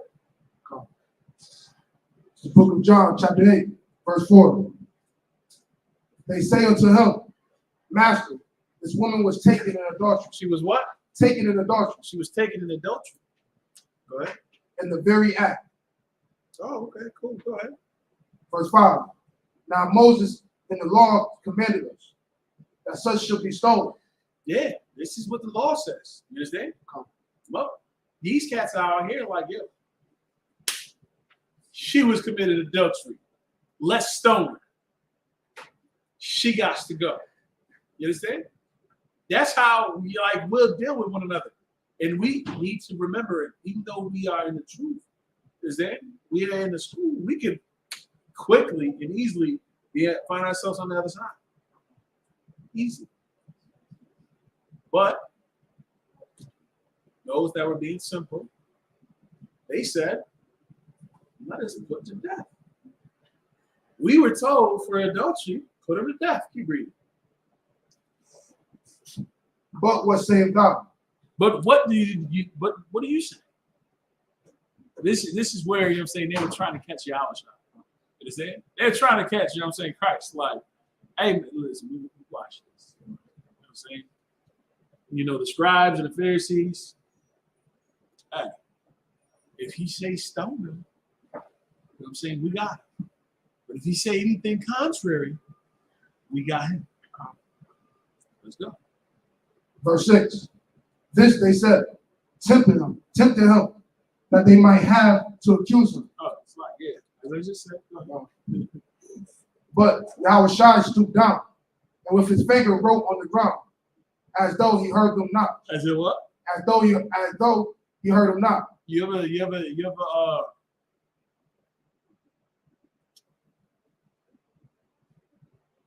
ever see a camp speaking? Brothers out there blazing, talking about, you know what I'm saying, all the wickedness and everything that's going on. Talking about how the murder and oppression that has been done upon us. And you got them black folks out here talking something. Yeah, but black people kill black people. What about, you know what I'm saying? The brother's just blazing. He's still blazing, right? He ain't not one bit of a mind. As if they're not even there. Keep speaking. And keep blazing. Yahushua, you know what I'm saying? He goes,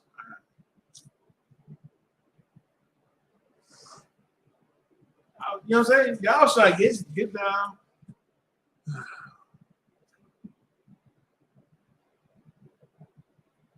He didn't even do the, he didn't do that. He just, yep, Christ, you heard us? Yeah, yo, what's up though? Like he just bent over and started playing in the dirt, in the sand. Like nobody else is around. Like cats be blazing that camp, and they be up just like, yo, I got a question. I gotta look, dog. You know what I'm saying? Go ahead. Verse 7. So when they continued asking him, he lifted up himself. You know what I'm saying? They continued. They kept trying to get him. They kept trying to get him. Kept that camp blazing. Yeah, the oppressor. Finally, you know what I'm saying? Your house side goes what?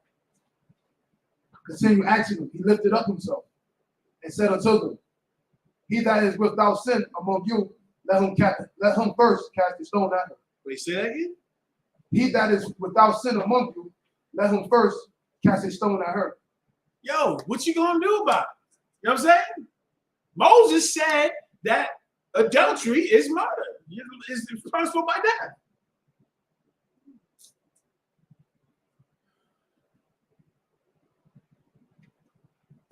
Hey, listen. He without sin, pass the first stone. You ever hear General Hyman? He be in the classes, especially when he be on the radio show. Cats be calling in.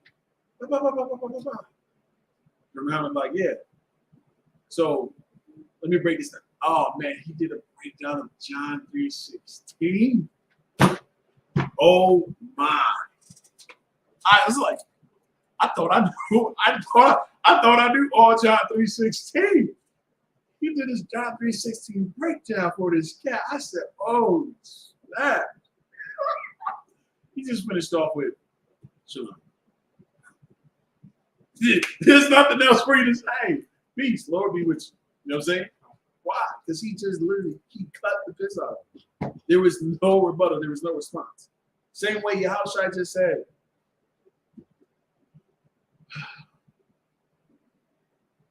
Him without sin, cast the first stone. What did he say? He that is without sin among you, let him first cast a stone at her. Keep reading. Verse 8. And again he stooped down and wrote on the ground. There you go. So they left. Hey, Shalom, Shawak. So they left. Christ.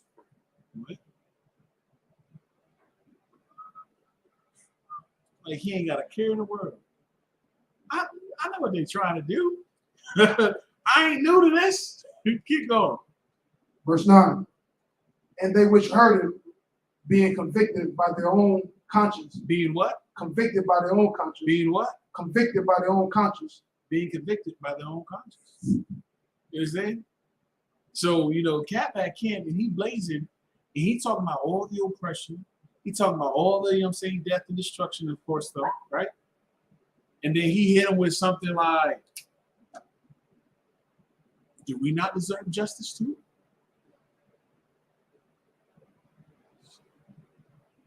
Yeah, Pookie did go to jail for that. You know what I'm saying? But that cop got off. You know what I'm saying?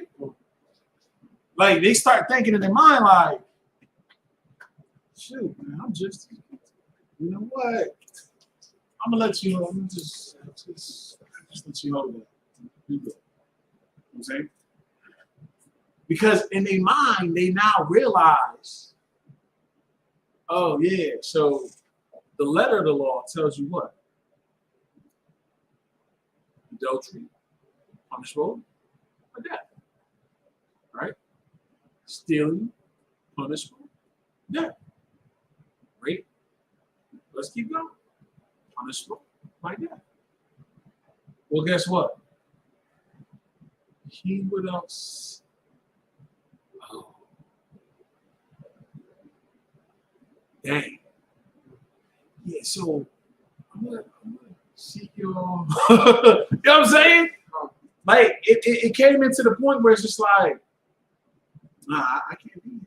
I gotta go. I was trying to. They try to set a trap for Christ. They try to set a trap for that woman. You understand? So what happened? They had to go. They had to flee. So the same things that afflict you, of course, though. People will try to come up against you. Just remember, you're going to keep the law. And you're not just about trying to punish them. Who the hell cares? You know what I'm saying? It's by grace that you are here. By grace that I am here. By grace that Cap is here. Why? Because according to the letter of the law, we should be what? Punished. Put to death. Right? Break one, you break them all. So you should be what? Put to death. It's by grace that we are here. You know You understand? This is the part of the law that we have to truly embody and understand. I don't care how upset you get with your brother, man. Slack you. Man, I don't like what you did, bro. Like, seriously. Ah, man. All right. But you go, hey, but this brother should die. Oh, that's what it was. Cat, the brother in Philly, right? He was out of his mind with the knife. I think he ended up stabbing his own moms or killed his own mom or something like that. He didn't kill him? No. But the cops put him to death. Yeah. You know what I'm saying? The Rastas was like, that brother should be put to death. I don't recall what precept. I don't recall the precept. But it was just like, building falling on. I was talking about the building falling on a group of people.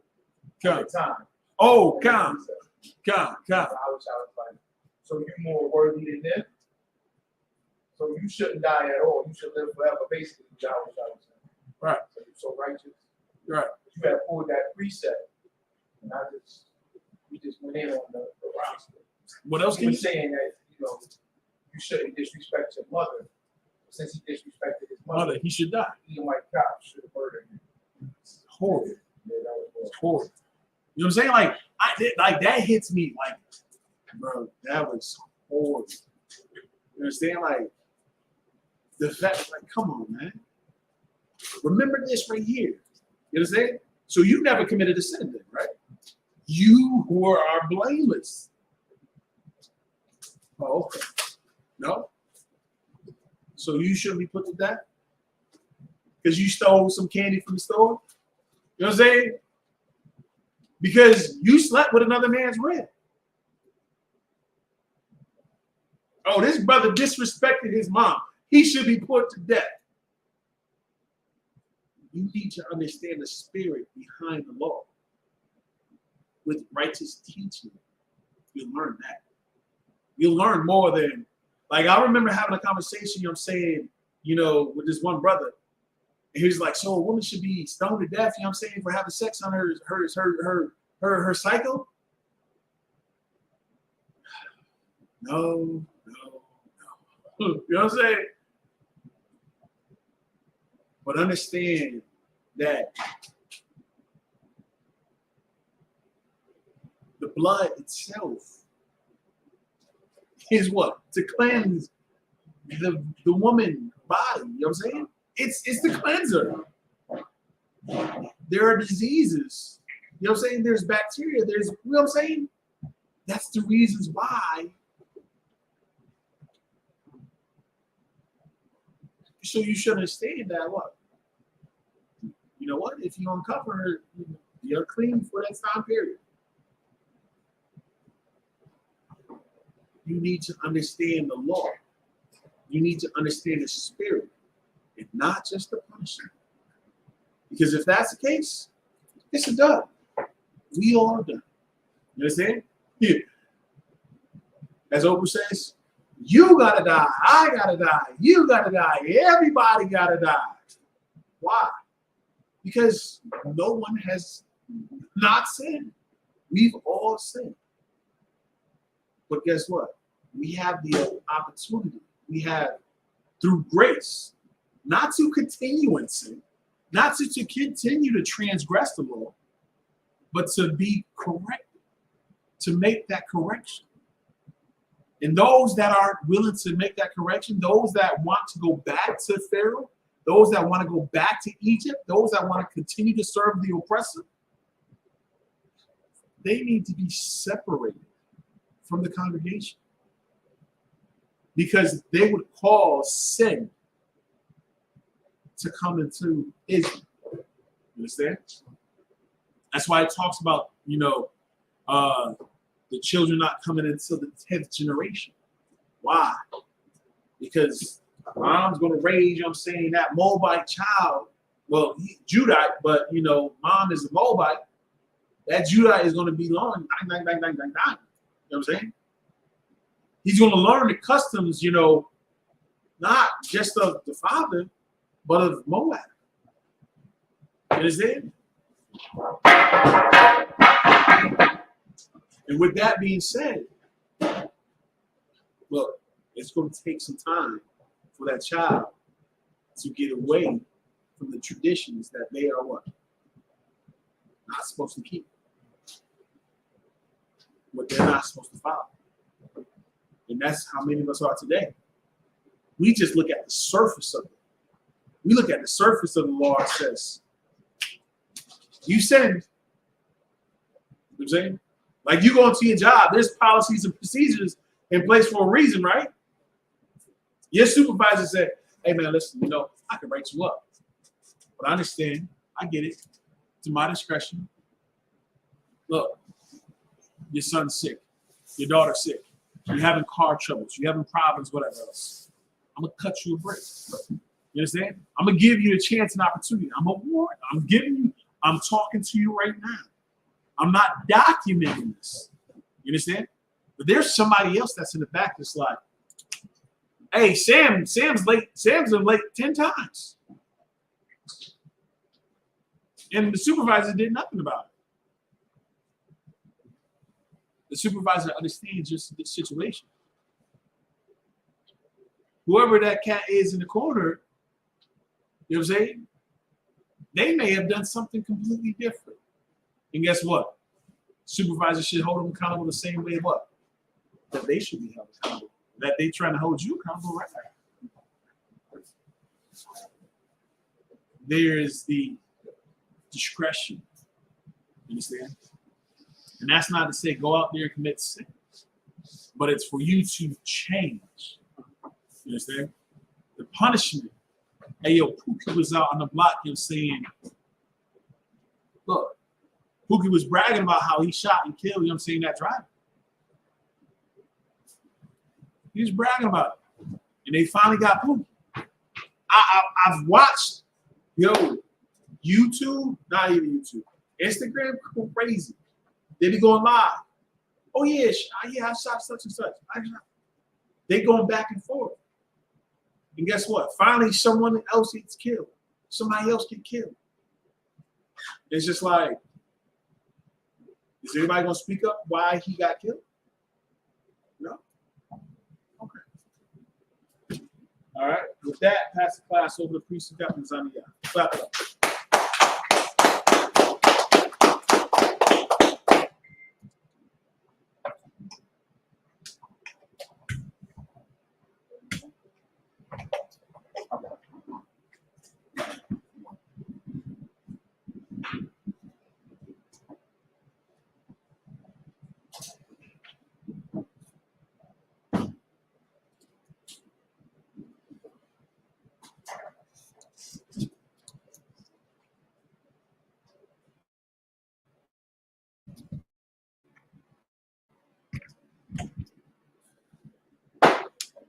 Salakia.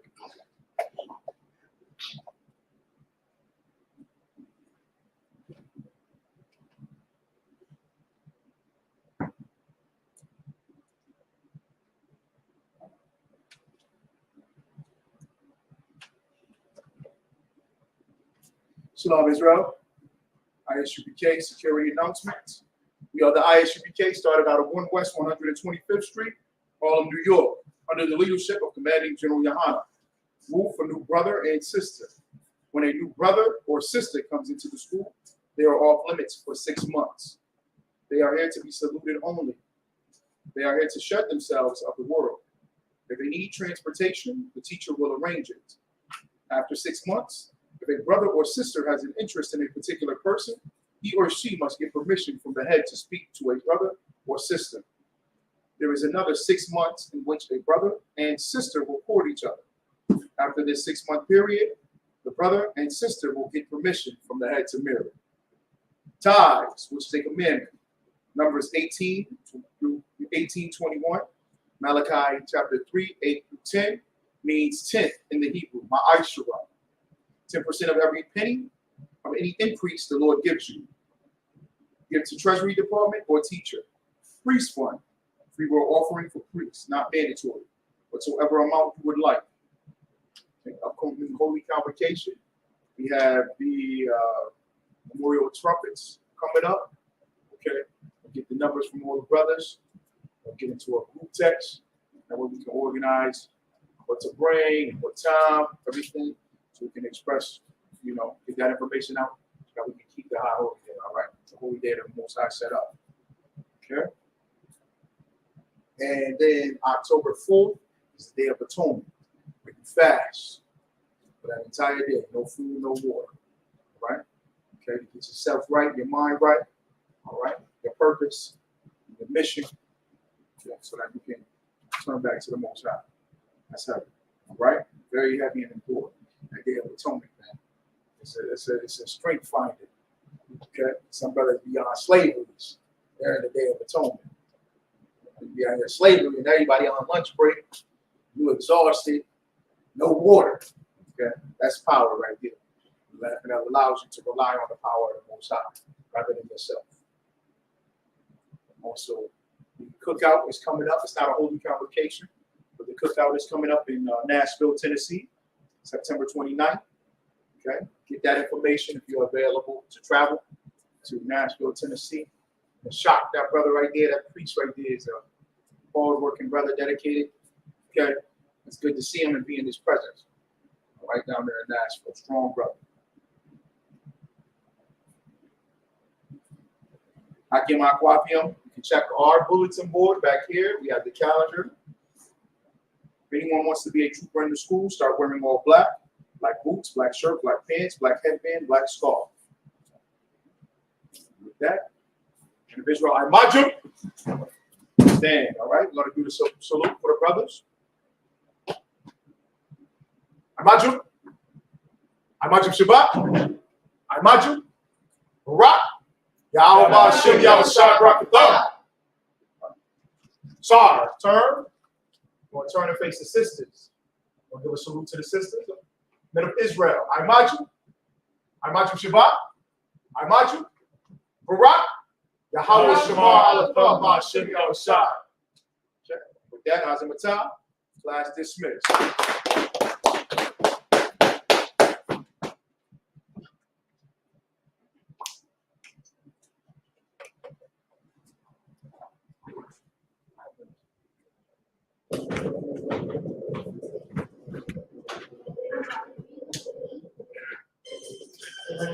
This is our